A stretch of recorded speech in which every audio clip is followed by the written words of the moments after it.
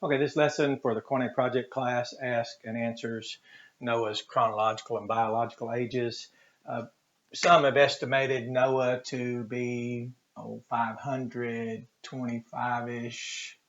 So approximately, I would just use 500 when I'm using this topic, for example. So in Genesis 6, we have a man that's almost 500 years old. He lived, 950. We know Adam, in the day he sinned, he died immediately spiritually, and then wasn't until 930 years before he died physically, as we would say, because of the need to be pragmatic in our lesson for a moment. So we know that no one lived outside the 1,000-year day span, and we know that immediately what Adam did brought about what we would call immediate spiritual death. So that was, self-evident, but what might always be elusive the most, especially for those of you that really want to help people understand rather than just draw lines in the sand, divide brethren, and stand on the other side and point fingers at the other, especially when you notice, as I've talked to you all before about empaths. People are very empathetic. It's from the word compassion in the New Testament, the inner guiding disposition that leads you, compels you to help others. And you remember in Matthew 11, I reminded you all how Jesus said that there were people who had accused John the Baptist, preacher who was out in the uninhabited area. They said he had a demon, and Jesus was walking among the people, eating with publicans and sinners, and they slandered him as a wine bibber and a glutton. And he said they're like children in the marketplace. So on one side you have some piping, which was to play some festive music like a wedding song, and then expect people on cue to start dancing. Well, then he said on the other side, there were those who would play a dirge, let's say like a sad song at, let's say, a funeral, for example. And then on cue, people are supposed to begin to shed crocodile tears and feign themselves sad. And that was a childish game. Well, Jesus said that generation among whom he walked was like that.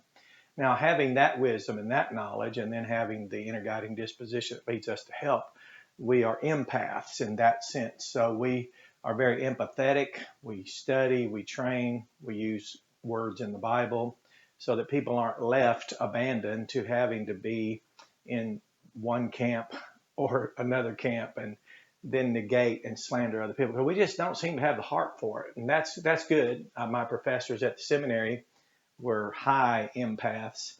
They would labor and pastor and teach classes and labor and do their own studies and come there. They didn't just pull things off the shelf, canned presentations, nor did they ever just say, well, here, just pick a side in some type of construct or some type of theistic tradition or religion or even in a denomination. They taught us we were called to come out, participate in the ecclesia, nothing higher, nothing more glorious than the ecclesia, and that's that about which the church letters are written and spoken. So they would labor and toil so we could understand and have tools. So in this case, there's been a lot of, it's a new topic out there.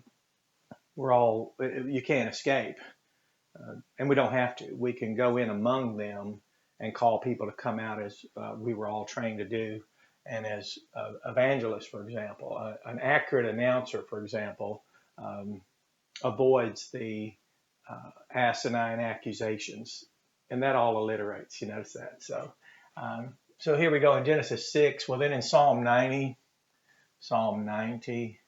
notice that interesting number there. We noticed 90% approximately of lifespan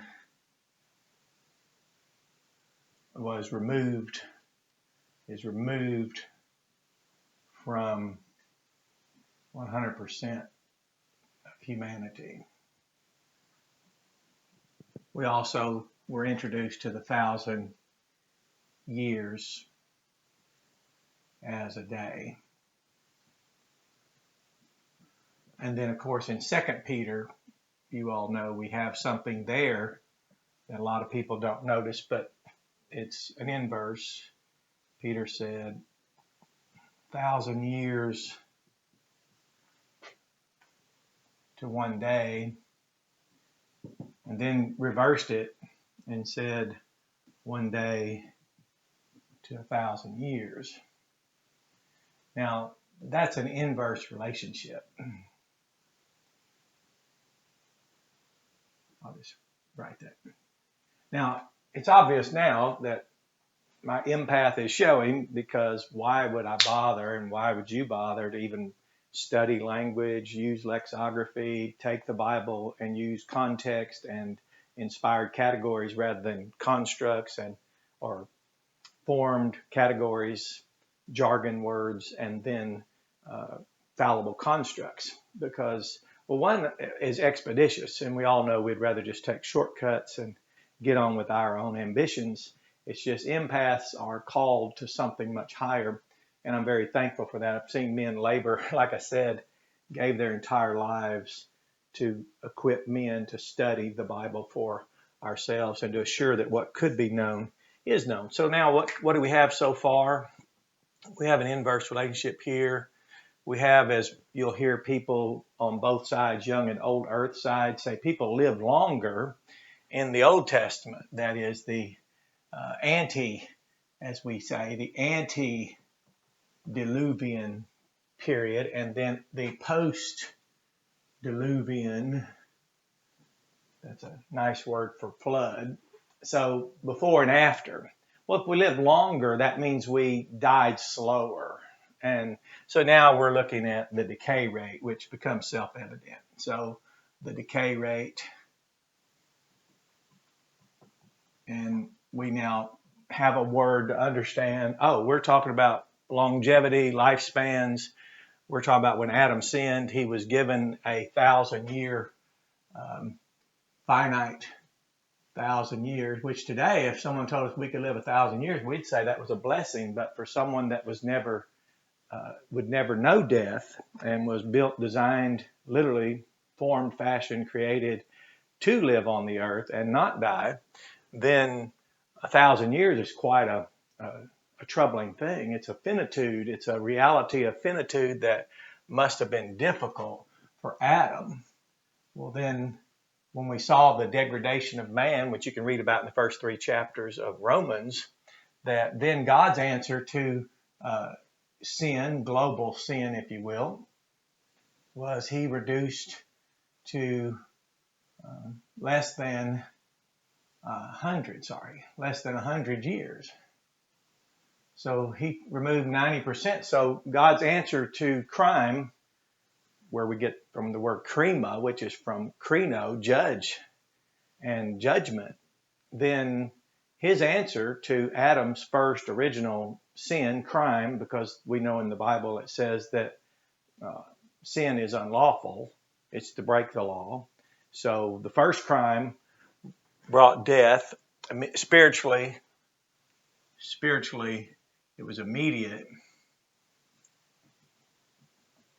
And then, of course, physically, it was restricted to no more than 1,000 years. And we know that Methuselah, 969, lived the oldest, so he came closest to that. But now that we know this, if Noah were around 500 years old approximately when he was building the ark, we now know that because of his biological age, he would be like a 50-year-old today.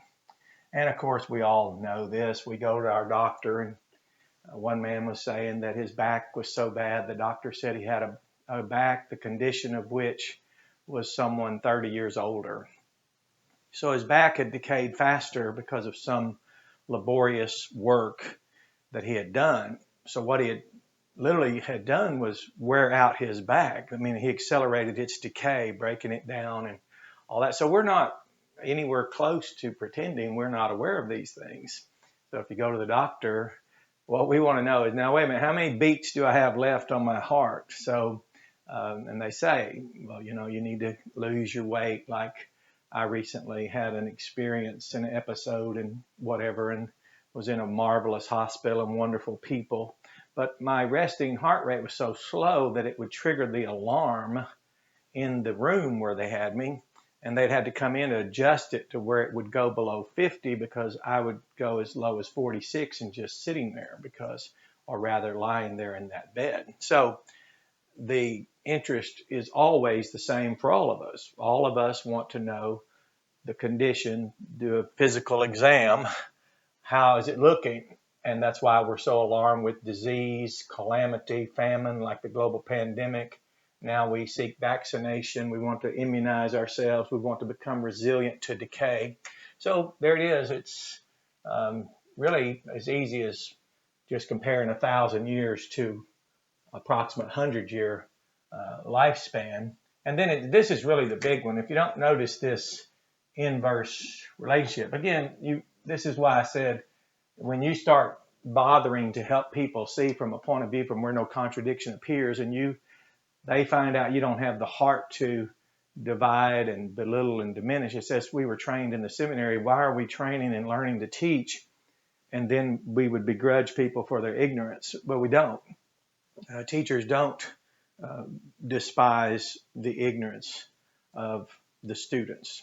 Now, one thing we do have a problem with as empaths is when we go in to work in a field like missionaries have, or a pastor will go in a field and he'll want to teach and equip the saints and build them up. That's involved character also. And then there are just people who can't leave it alone. They want to come into the covenant community. They'll enter the ecclesia, craftily introduced, for example, and they will always introduce schism and division, and they'll say, well, I picked this part of eschatology, not knowing the ecclesiastical implications of eschatology and the church letter called Revelation. They don't notice rationale for being reasoned out as those of us who are God's elect are and have been. They don't notice the relationship of called and then ekkaleo, that ecclesia, that called out, so invited and invited out, who accepted the invitation. So it's difficult, and the work of an empath is definitely there was things like this, where what you do is just calling people's attention to what can often be lost in priming. We've talked about that, where someone has already picked a side. Let's say you're a piper or a pouter in Matthew 11, and you've been taught how to expect people to jump and to react.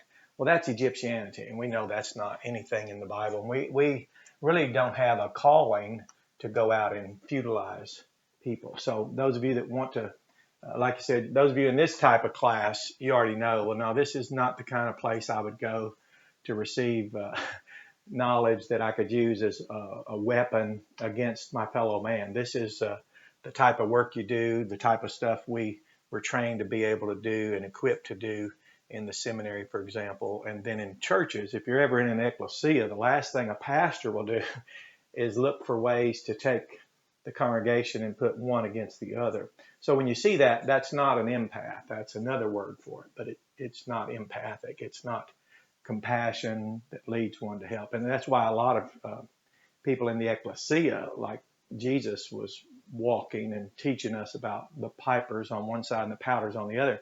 It's when people do things that the ecclesia can do nothing about. Well, that's crime. And I was recently counseling a family, and a perpetrator in the family, in the home, didn't understand that what made what they did a crime was that the family, every time they did something, it was nothing the family could do anything about. So if they indebted the family unlawfully, the family was left to have to pay that bill. Or if they openly, they brought reproach on the family, there was nothing they could do. Here, the family unit, for example, when you help families, as those of you who are heads of households, you work to help your own, you teach your children to work together, or you're in a covenant community, like most of you here that are in this class. We're not going out here among the congregation recruiting people to harm and diminish others, but that seems to be a very strong predisposition or propensity, some would say, for those who've been primed and don't want to see from a point of view. But again, I came out of Egyptianity, all the way back June 14th, 1987. And I was so thankful that I was no longer where I had to be this or this or this, especially when the people that insist upon it aren't even cognizant of the words they're using. They're formed categories without meaning, clouds without water. So have a blessed day and enjoy this. But this is Noah's chronological and biological ages. So 500 chronological, 50 biological. And that's just for class purposes. You could refine that number and enjoy the precision that you can extrapolate from the text. So have a blessed day. Enjoy this lesson.